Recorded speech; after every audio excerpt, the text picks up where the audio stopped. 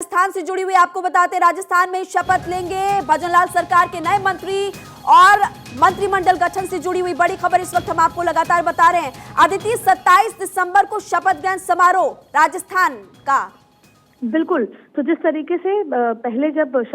शपथ की बात आई थी मुख्यमंत्री की, तब भी उसी तरीके से हुआ था कि मध्य प्रदेश हुआ, छत्तीसगढ़ हुआ, राजस्थान हुआ। ठीक वैसे ही 25, 26, 27 के अंदर तीनों ही राज्यों में जो मंत्रिमंडल का शपथ ग्रहण समारोह है ये किया जाएगा। ऐसे में पूरी तैयारी राजभवन में भी हो चुकी है और आपको बता दें कि राजस्थान में कल ही राजभवन में टेंट और तमाम चीजों की तैयारी हो चुकी थी। ऐसे में कल सुशासन दिवस है, कल मध्य प्रदेश में दोपहर 3:30 बजे, फिर छत्तीसगढ़ में और ऐसे ही राजस्थान में ये पूरी तैयारी है। और अब नजरें इस बात पे हैं क्योंकि जिस तरीके से भारतीय जनता पार्टी में एक नया प्रचलन चला है कि सब कुछ सीक्रेसी के हिसाब से हो या सरप्राइज एलिमेंट के हिसाब से हो। जैसे मुख्यमंत्री के नाम सरप्राइज थे, ठीक वैसे ही मंत्रिमंडल के नाम भी भले ही जैसा मैं आपसे जिक्र कर रही थी, जेपी नड्डा के आवास पर बैठक हुई, कोर ग्रुप की बैठक हुई, 15 लोग मौजूद थे, राजस्थान के भी, मध्य प्रदेश के भी, छत्तीसगढ़, उनसे नाम लिए गए।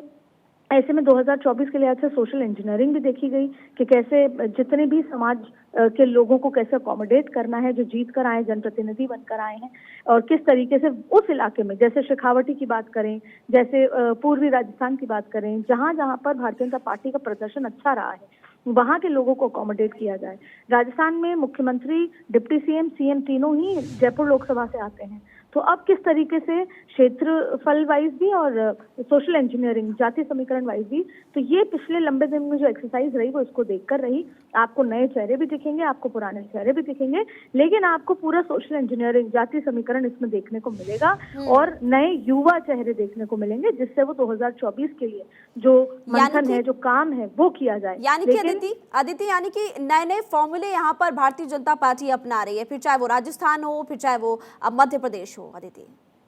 बिल्कुल, क्योंकि जब राजस्थान की 25 सीटें, मध्य प्रदेश की 26 सीटें, 29 सीटें, उसी तरीके से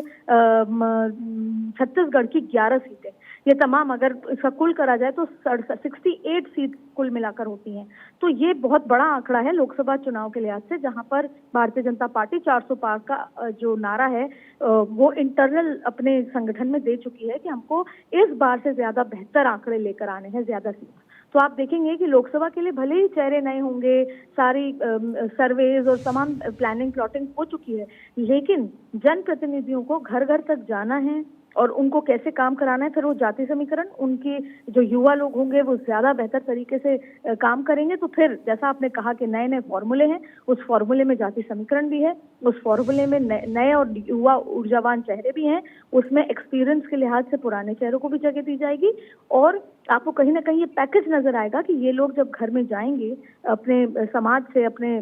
जाति के लिहाज से, अपने इलाकों में जब वोट मांगेंगे प्रधानमंत्री मोदी के लिए, उनके नीतियों की बात करेंगे, नरेंद्र मोदी की नीतियों का, नरेंद्र मोदी की गारंटी का जिक्र करेंगे, तो कहीं ना कहीं आप देखेंगे कि मंत्रिमंडल बनते ही सरकार के साथ साथ 2024 के चुनाव की तैयारी भी पूरी तरीके से शुरू हो जाएगी। ऐसे में जी अब कुछ ही क्षण का समय बाकी है जब मध्य प्रदेश, छत्तीसगढ़, राजस्थान